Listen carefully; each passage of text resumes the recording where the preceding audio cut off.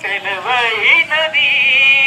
సిద్ధపడినావా చివరి యాత్రకు, సిద్ధపడినావా చివరి యాత్రకు, యుగయుగాలు దేవునితో ఉండుటకు, నీ ఉండుటకు.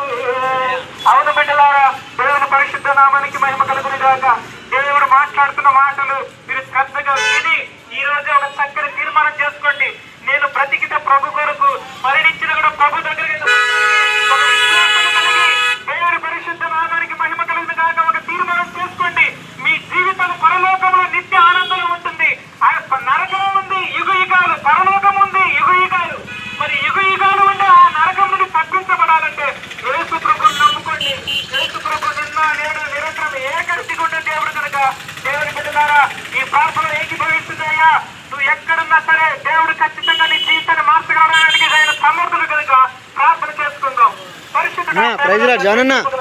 కొందనాలు ఇదిగో ఈ నైట్ శబ్దం ద్వారా ప్రభా, ఎందరైతే విని ఉన్నారో ప్రభు, ప్రతి ఒక్కరి మీద దీవించండి, ఆశీర్వదించండి. వారి వ్యాపారాలను దీవించండి, వారిని కూడా మీరు దీవించండి, వారి కుటుంబాలను దీవించండి, వారి పిల్ల పాపలను దీవించండి, రక్షణను నడిపించమని ప్రార్థపడుతున్నానయ్యా.